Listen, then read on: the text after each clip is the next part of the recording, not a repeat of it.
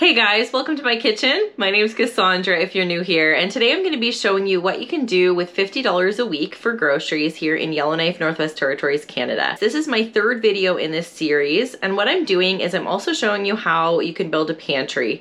So I'm taking the food that I did the first week, so I spent $50 the first week, taking the leftover food and applying it to the next week. So we'll see how much we can build with a couple of these food challenges. So if you haven't caught the first two videos, I will link them for you in a playlist down below so you can start from the beginning if you do see what I had left over and what other meals I've made so far. And if you are new here and you do like this video, consider subscribing for me if you would, and hit the bell to all so you can see all these food challenges and other videos that I do here on my channel.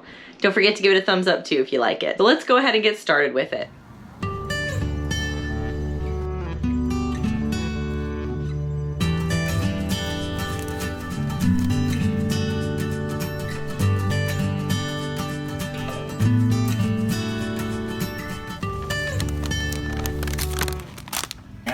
I got these whole tomatoes for $1.29. I got these chips for 79 cents. This spinach for $2.29. This soy milk for $2.49. Oh, it has like a bunch of fees too though, so it was actually $2.65 for that soy milk with the recycling fee and all that. This lemon for $1.09. Pineapple for $4, and this fake cheese, this soy cheese, for $6.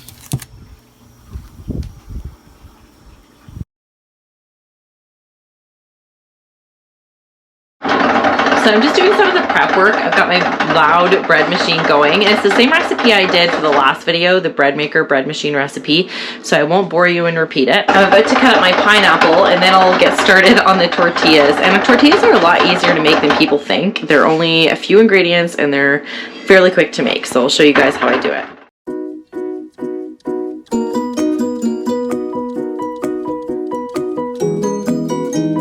Alright, so that's how much pineapple I got. Pretty big pineapple. And then now I'm about to cut up the chicken. I'm going to cut it for the two different meals. I'm going to try to cut as much of the breast off as I can for the herb chicken meal. And then I'm going to put the rest of it in the Instant Pot to cook so that I can get shredded chicken for my chicken salad sandwiches. So I'll go ahead and show you that now.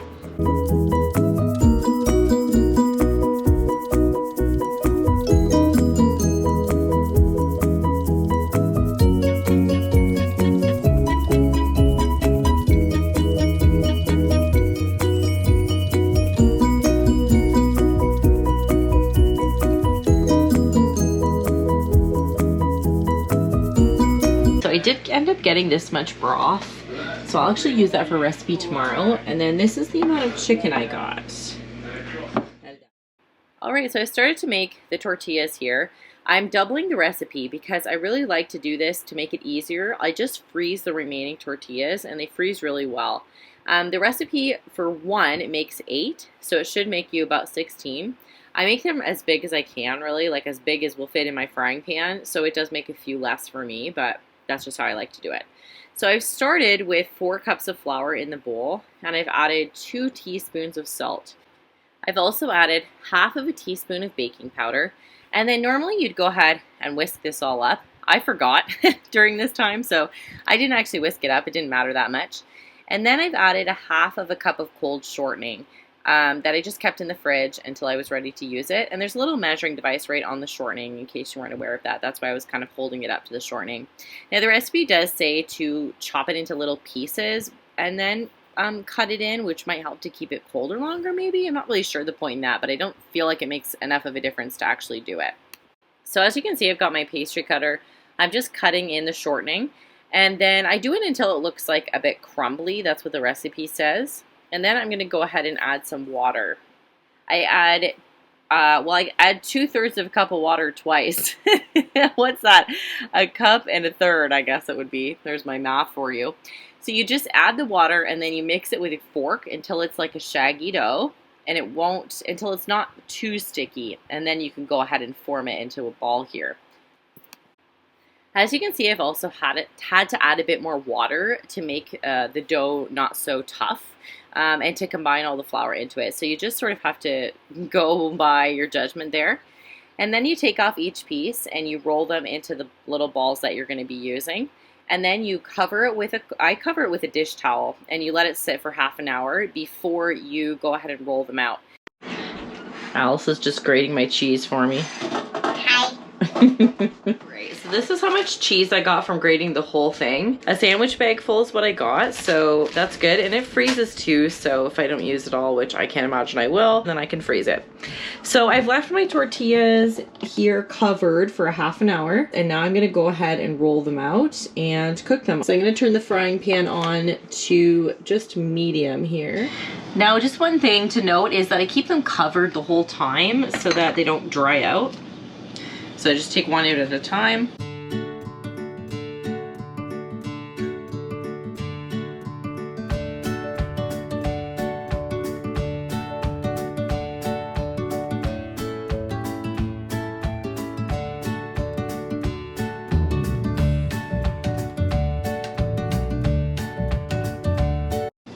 I don't care that it's not a perfect circle, but it's about how thin it is. And now all I'm going to do is I'm going to keep it in the pan. And normally you cook them for about 30 seconds to a minute per side. What'll happen is they'll start to bubble up, and then you flip them, and then you transfer them to a plate, which I'm going to put right here.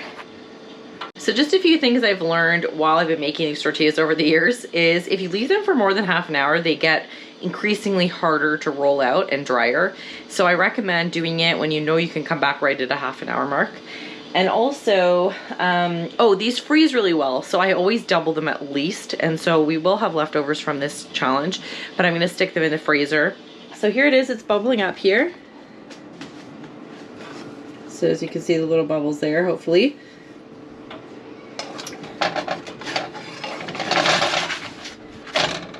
And that's perfect, that's exactly what it should look like. A few little brown marks, that looks perfect. So I'm just gonna take it out. Put it there. So I'm going to show you how I make my pie crust, and we're going to make some quiche. I just wanted to come on and explain this because it's a bit confusing. So we're making 3 quiche today, and that's for 3 breakfasts. And then on the 3rd day, we're going to, so the curtain's blowing at me here. And then on the 3rd day, we're going to go ahead and make 4 more quiche, and that's going to be for dinners. So we're doing quiche for breakfast and some quiche for dinners as well. 4 cups of flour here. We're going to do 2 teaspoons of salt. And 1 tablespoon of sugar. And then I'm going to go ahead and add the rest of my shortening to this. So you're supposed to need, 1 cup and 3/4, and that's about what I have here.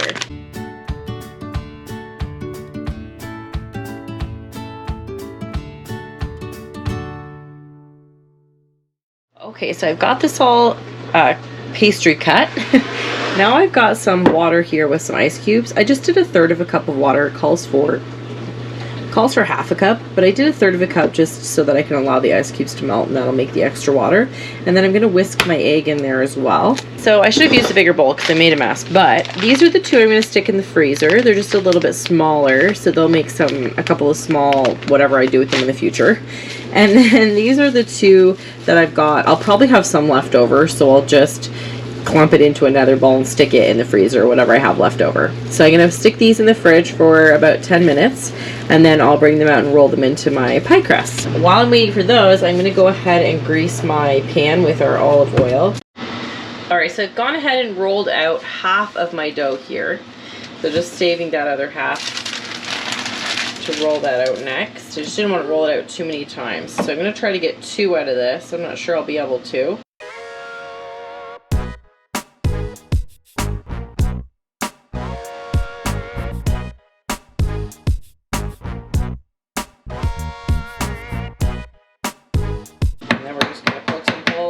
And we're going to blind bake these before we fill. Now I'm not trying to make them look pretty or anything. I don't really care how they look. And there we go. And then I'll just stick this remaining bit of ball in the freezer. This is my filling. I've got 2 eggs, some of the soy milk, some of the soy cheese. We've got lots of spinach in there. About 1/4 of the package of frozen spinach that I just de-thawed in the microwave. I've got some onion chopped up, And I chopped up my green pepper a couple days ago, but it's gone moldy, so I can't actually use that. But we're going to pretend that this pepper I had left over in my fridge here, this orange pepper, is that green pepper. And so I'm going to go ahead and use some of that in this as well, and I'll do that for the rest of the quiche too. So just pretend that's the green pepper and you didn't let it go moldy in your fridge. And then that will be our filling. Alright, so here's our quiche done, our first 3. Alright, so I've just got this oatmeal. I cooked it with my soy milk. I was going to add more when it was done, but it has enough. And then I cooked it with the honey as well in there. So just put a little bit of honey before I cooked it. And then I've just got some dollops of peanut butter on there. So I'm still hungry, so I'm just going to have a little bit of that toast. You can put honey on there too if you want, but I don't like peanut butter and honey, so I'm just having peanut butter, and I burnt the edges, that's why they're cut off.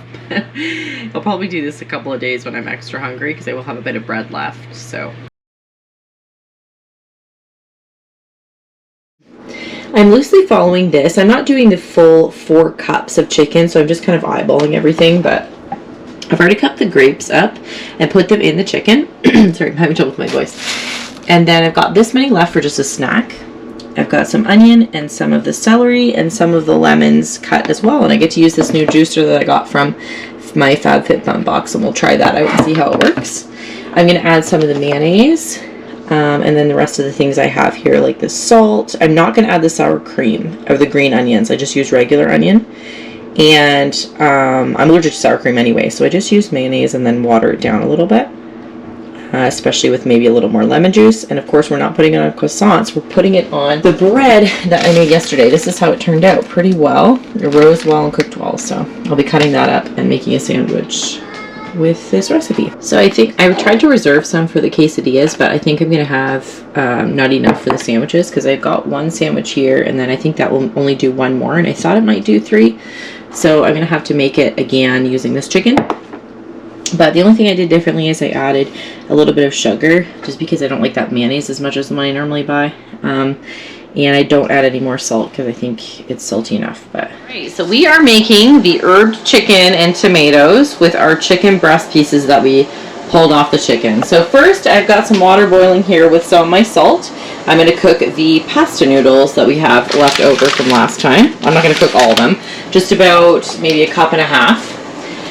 Then I'm going to be cooking my chicken here. So I've got everything kind of prepped and ready. I've got half an onion cut. I've got some garlic cut because I don't have some of these seasonings. All I did was I bought this Italian seasoning. We're going to use that instead of the rosemary and basil. And then I'm also going to use the fresh garlic as a substitute for the garlic powder.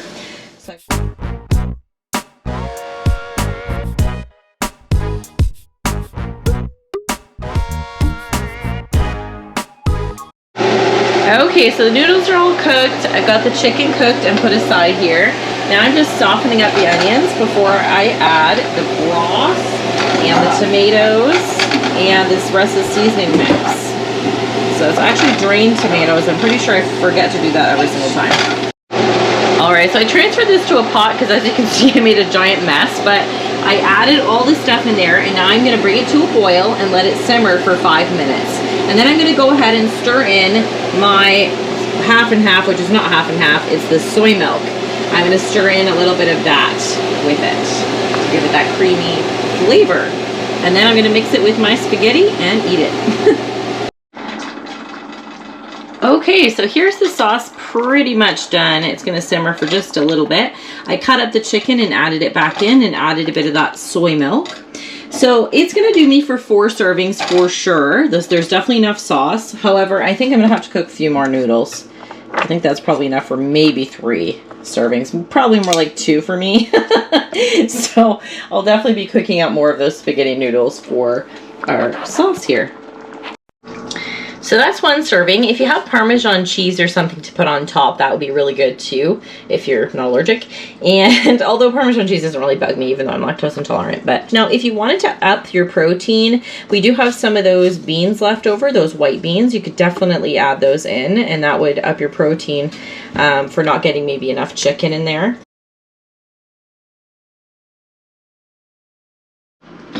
All right, so I'm just gonna make a quesadilla with this. I see my battery might die, but I'm just gonna take a tortilla, my fake cheese, and I had one last night, but I didn't film it.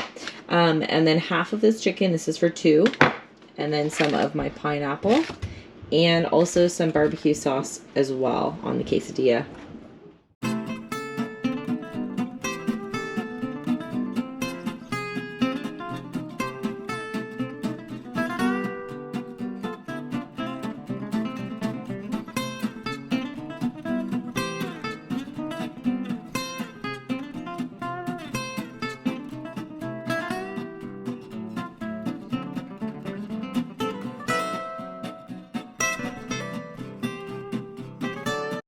All right, so here's what we've been able to build up so far. Let's go through everything here. We've got about half of the container of soy milk, still lots of rice, lots of white beans, lots of spaghetti. Here's that pie crust that we made. That's how much is left. We've got 2 things of broth, a little bit of garlic, 3 onions, some sugar, lots of oats, some vegetable oil, about half of that, lots of balsamic. Put this baking powder in the front, it's hiding. We only used a little bit of that baking powder. We've got peanut butter, salt, black pepper, Italian seasoning, and cinnamon now. We've also got our yeast. We've got 4 bags of pork chops still. I'll have to use those next time because they look like they're getting a bit freezer burnt. But obviously they wouldn't be if you were doing this weeks in a row. Okay, so I have this here because I have more celery than this, but I'll have to replace it because I was feeding it to my kids and my husband and stuff. They were eating a bit of the celery. And same with this fake cheese. I was kind of using that a bit. I'll replace it. We have quite a bit of fake cheese. I didn't use very much of it. I call it fake cheese, the soy cheese. Then we've got lots of mayonnaise left. A good amount of barbecue sauce. Lots of honey. Did I say soy sauce already? Sorry if I'm repeating myself. I know I said balsamic vinegar. And then we've got this bag of frozen pineapple, 2 slices of lemon, half a block of our spinach. Yeah, and that's it. I said the rest of that stuff. Sorry, I forgot about the tortillas. So we have a bunch of tortillas left as well. I think that's all. Hopefully I didn't forget anything else. Thank you so much for watching this video today, guys. Don't forget to give it a thumbs up if you liked it. And if you do have any ideas for the food that I have left over for my next food challenge, please let me know in the comments below. I hope you guys like this series, and I will see you guys in the next video. Thanks for watching.